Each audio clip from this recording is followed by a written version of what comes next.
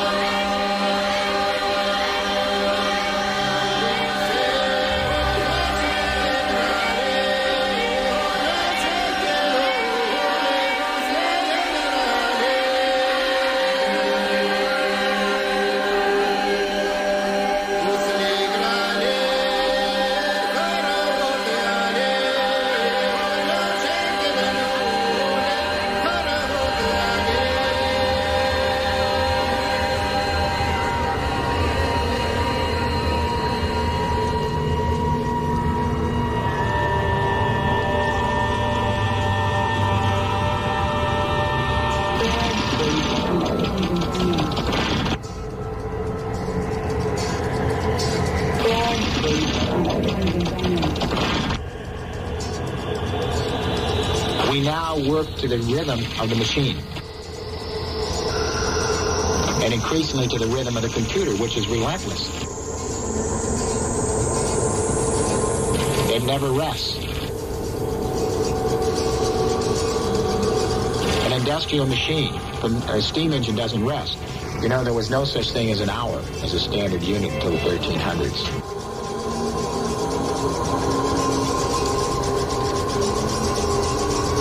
Emotions are a family of subjective experiences, states of readiness that we all experience in response to significant people and situations in our lives.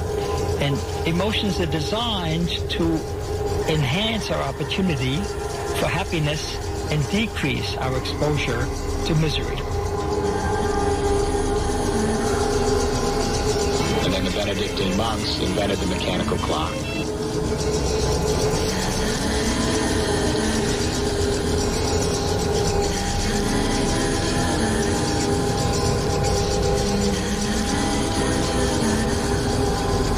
Milliseconds.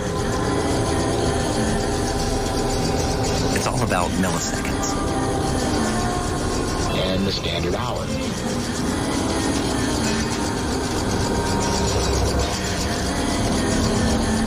No head injury, no head injury, no head injury, no head injury. There was no such thing as a minute in popular culture until the 1700s.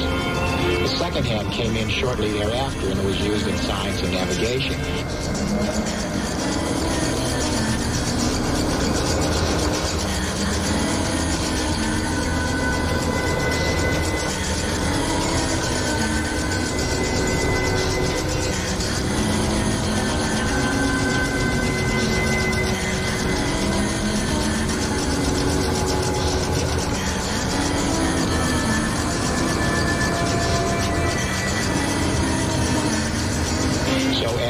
We became increasingly urban as we developed more sophisticated technology for interaction, as we became more dense and concentrated and centralized. The Homo sapien species needed all sorts of new time demarcations to segment time in smaller and smaller units. Now, without very much ceremony, that click of the fingers is 500 million nanoseconds. A nanosecond is 1 billionth of a second. No head injury. Everything, all the time. What does it say about a culture that is now organizing time in segments so quick that you can't experience them in real time? Everything, all the time.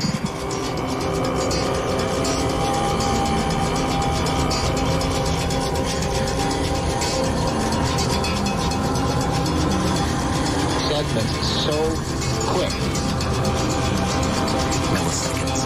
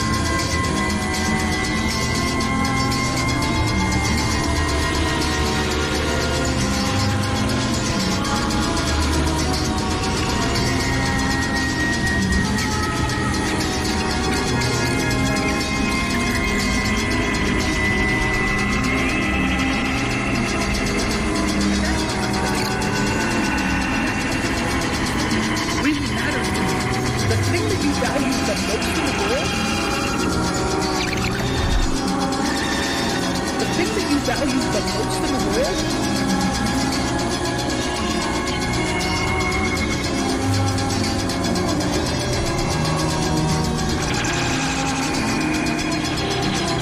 And that hundredth of a second really matters to me.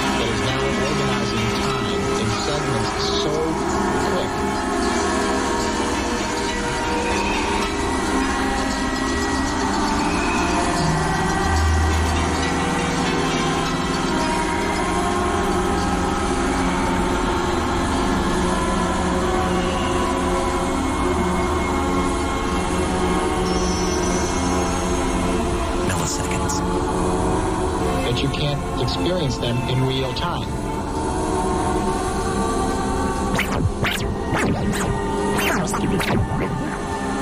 Second is 1/billionth of a second.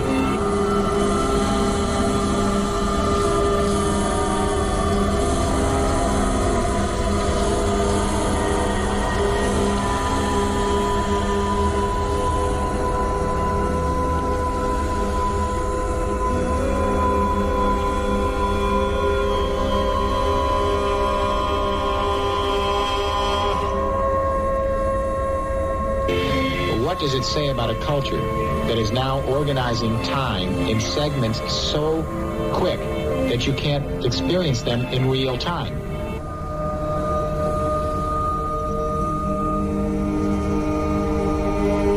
And that hundredth of a second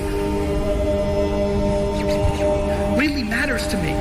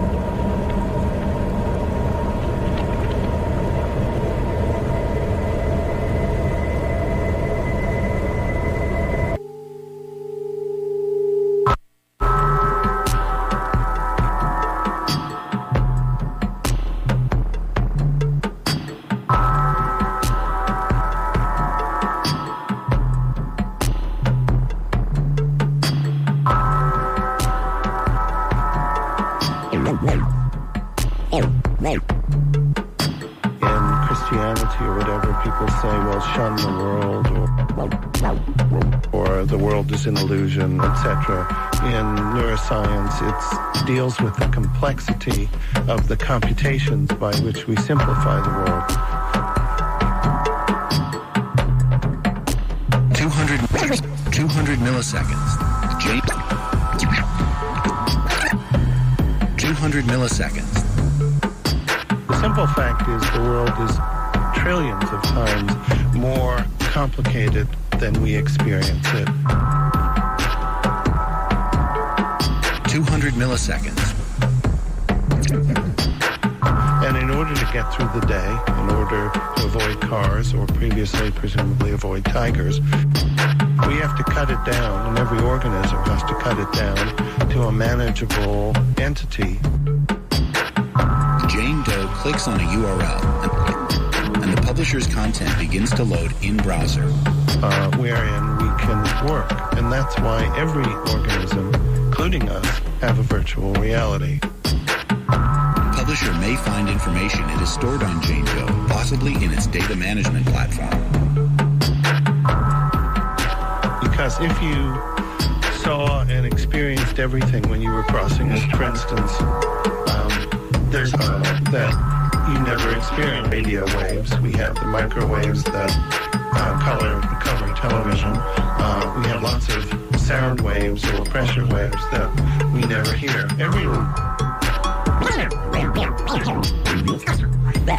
We never hear. Every organism gets tuned differently by design to the niche of the world that it's supposed to inhabit. Ours is greater than most. But let's put it this way, 1 trillionth of the information that hits your eye actually gets transmitted to the brain and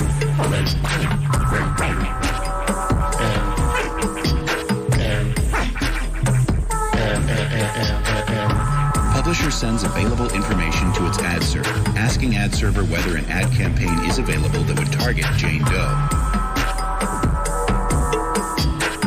If there is a campaign matching Jane Doe's profile, an ad is served. If the impression is not cleared, the server may seek to clear the impression in a programmatic direct way via private exchanges. We cut it down much, much further. So, and we cut it down, and we cut it down, we cut it down, we cut it down much, much further. So, if the impression is again not cleared, the request is sent to an open ad exchange in hopes of achieving liquidity.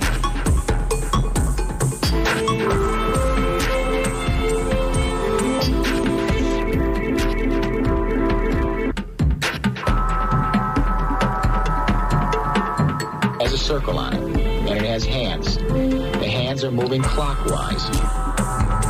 Open Ad Exchange sends a bid request containing information on Jane Doe's browser, website URL, and ad type to multiple bidders, including traders, ad networks, and demand-side platforms. And that 100th of a second really matters to me.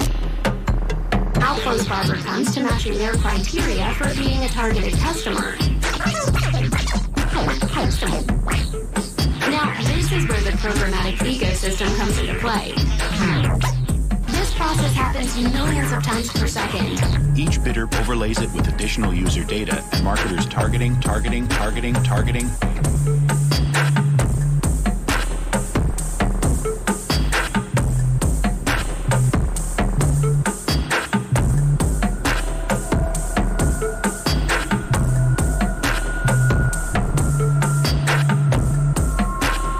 Budget rules. Each bidder's algorithm evaluates the request, selects the creative, and sends it along with optimal bid price to Ad Exchange. So it's way more than less than a trillion reality that we exist in. Publisher's ad server tells Jane Doe's browser which ad to display. Jane Doe's browser pulls ad from winning bidder's ad server and sends matching ad to browser.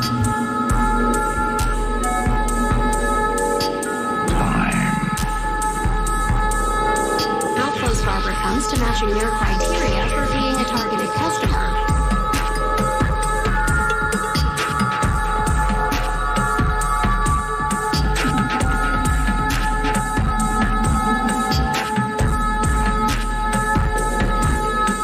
There are no pre-cached bids. In that case, the exchange's next step is remarkable. It says to all of its partners, if you want a chance to show an ad to a person meeting this specific criteria, tell me how much you are willing to pay and do it in less than 10 milliseconds.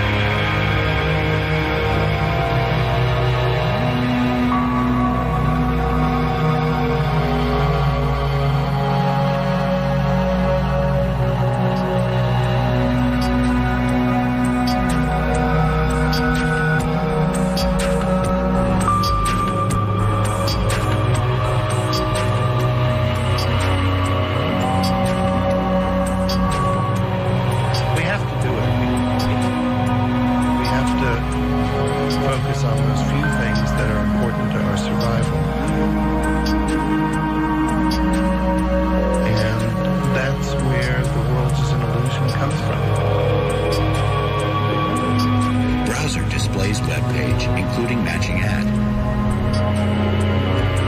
Winning Bidder's ad server receives ad tag data on Jane Doe's initial interaction experience. It's an illusion, but it's an illusion that we've all constructed so that we can live.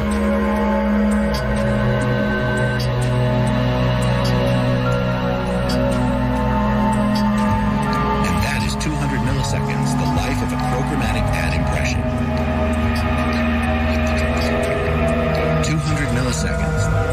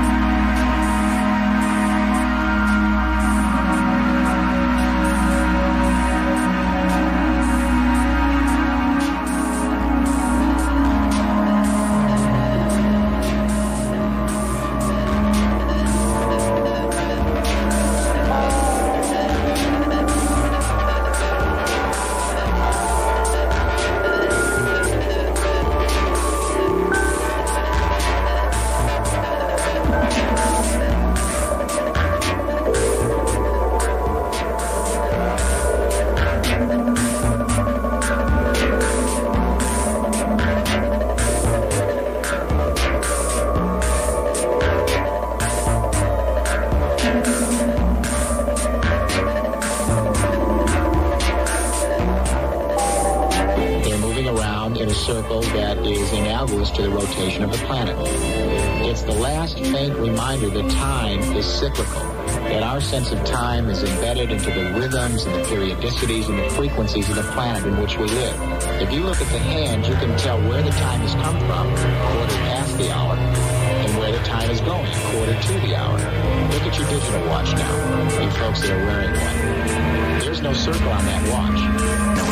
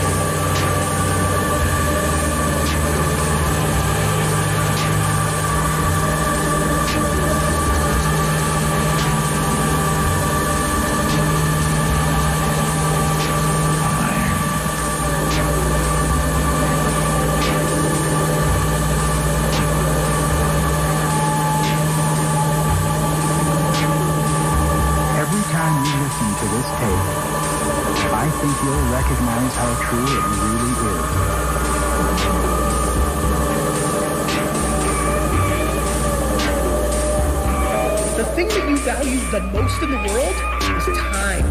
Think about the last time the internet was a couple of 100 seconds slower than normal.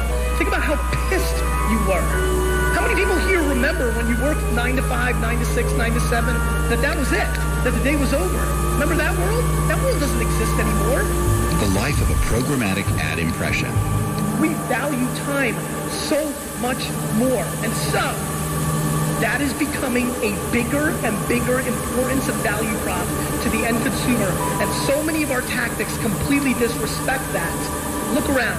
There's not a single person that's a passenger in a car anymore that is not looking down at their phone.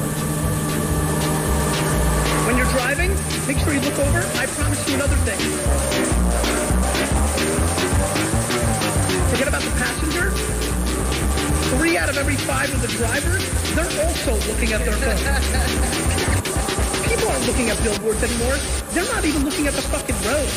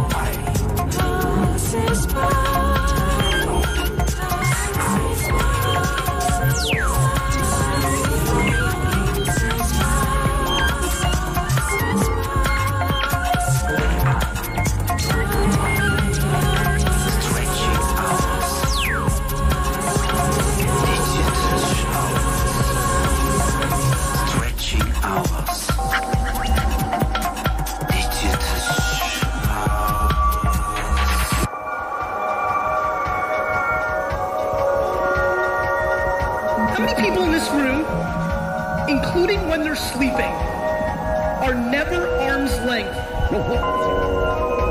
away from their phone. Let's say there are no pre-cached bids. In that case, the exchange's next step is remarkable. It says to all of its partners, if you want a chance to show an ad to a person meeting this specific criteria, tell me how much you are willing to pay and do it in less than 10 milliseconds. And the net is a still small voice explaining to insects through the looking glass land to Alice that we don't have butterflies, we have bread and butterflies. And the bread and butterfly has wings of very thin slices of bread and butter and a head made of lump of sugar. Alice says, what does it live on? And that says weak tea with cream in it. Alice saw a difficulty. So she said, what happens if it can't find any? The gnat says, it dies. Alice says, that must happen rather often. The gnat says, it always happens. The double bind in which the bread and butterfly finds himself, namely that if he gets his food, his head dissolves in it. Therefore, his only hope for survival is not to find any food, but then he starves. And this is, you see, a formal double bind of the simplest kind. I was told that ulcers would the things that you got when you worried. So immediately, I was kind of a weird guy as a kid. I thought, oh my God, what the heck will I do if I start to worry about ulcers? Let's put that in context for you. It takes 300 milliseconds to blink your eye.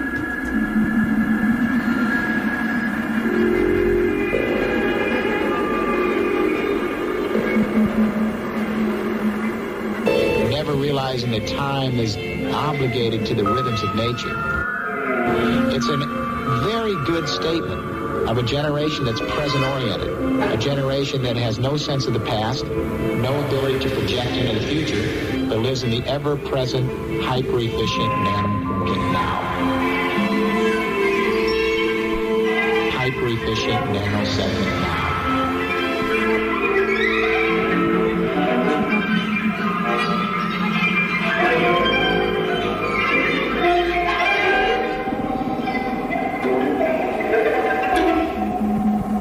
I can't make this stuff up and stay on the air.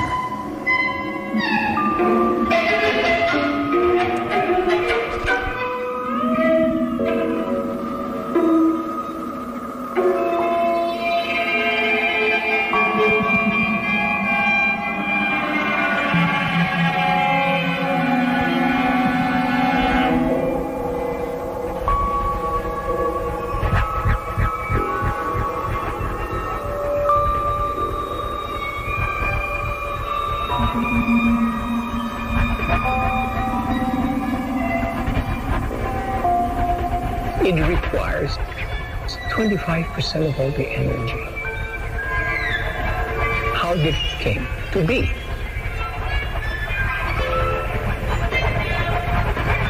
What do we need brains for? So special. The brain to be able to move intelligent energies. Death and computers. The one absolute certainty about them, death, and when it happens, computers. Despite this seemingly unrealistic requirement of the exchange, buyers respond in that time, and the exchange selects a winning bid, resulting in the delivery of an ad most appropriately matched to you. This entire process, depending on internet speeds, can happen in a fraction of a second. Content, content, content, content, content, content.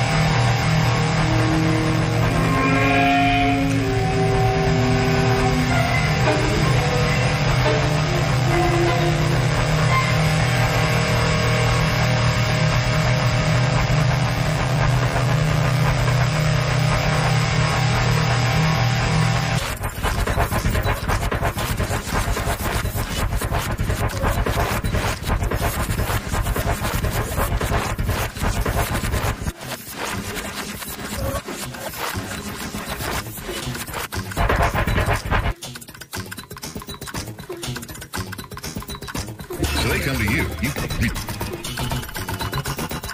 You can check status online. Family online. They can do everything from person viruses online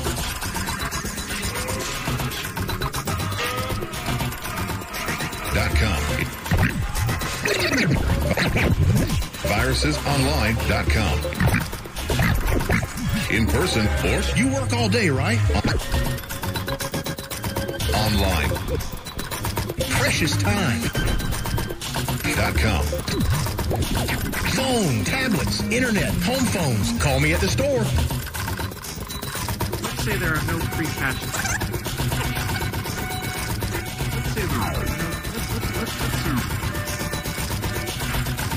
Let's say there are no. Let's say there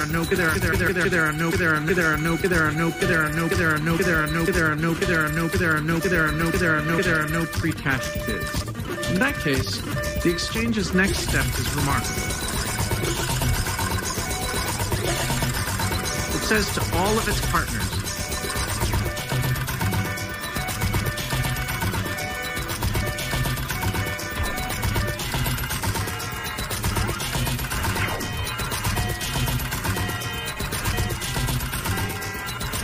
this mystery about ant colonies and how even though ants are exactly the same, a colony with 30,000 ants behaves completely differently from a colony with 5,000 ants. Why?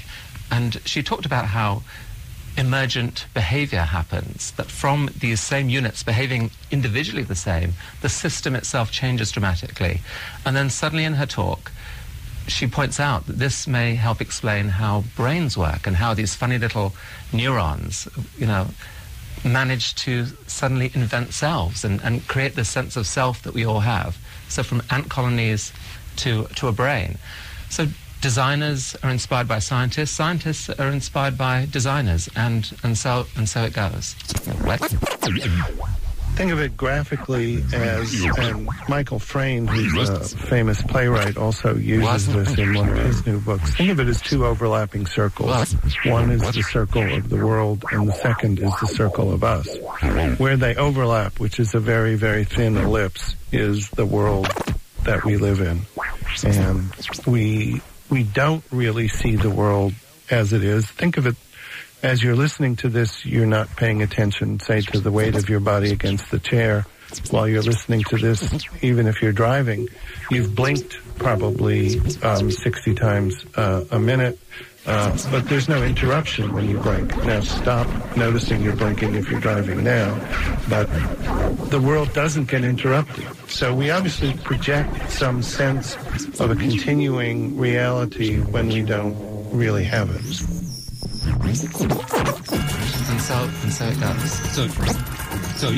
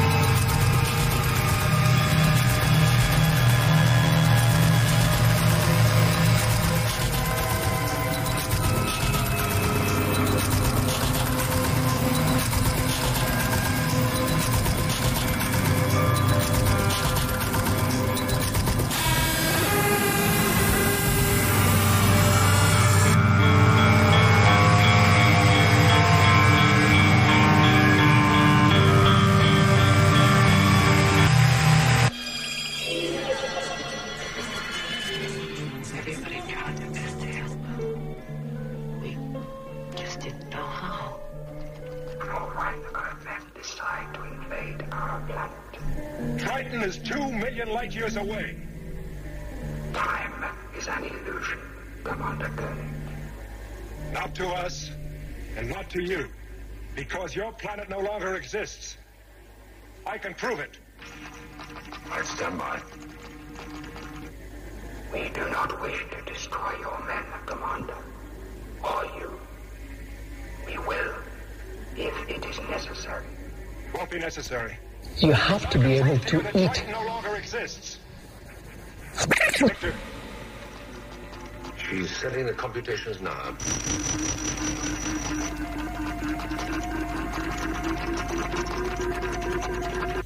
This is Triton's galaxy. Do you acknowledge? We acknowledge.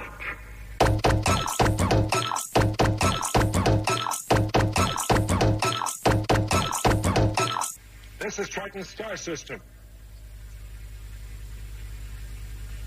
We acknowledge.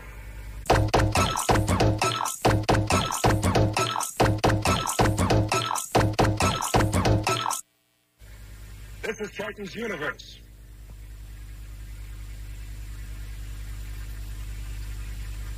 We acknowledge. This is Triton's sun. We acknowledge.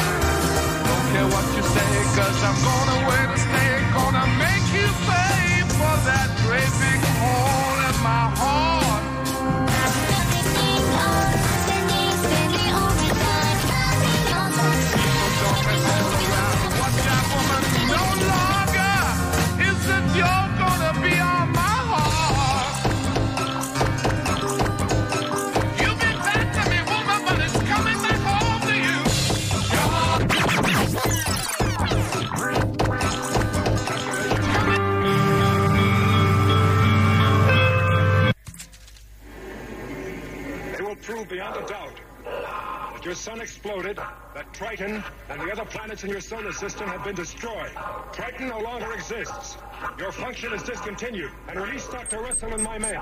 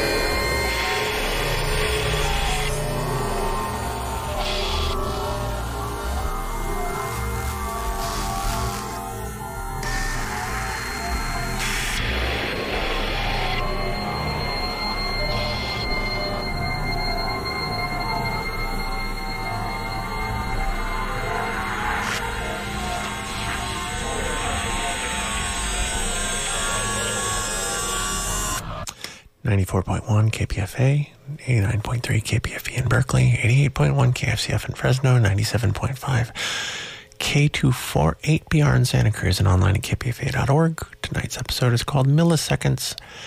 The name of the show is Over the Edge. I am your host, Wobbly, and there's a ticket giveaway.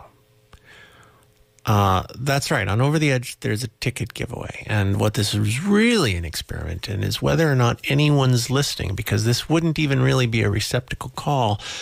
This is me giving away 2 tickets to the November 30th performance at Recombinant Media Labs, hosted by Gray Area on Mission Street between 22nd and 23rd. That's 30th November. And the lineup will be of interest to longtime listeners of this show, seeing as it is people like us playing live in San Francisco. Also on the bill is Aisha Devi, Hiro Kone, and Drew McDowell solo.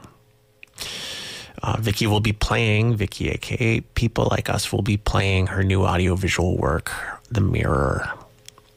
So, third caller to 510-848-4425. We'll get the tickets, and I can't even think of a question.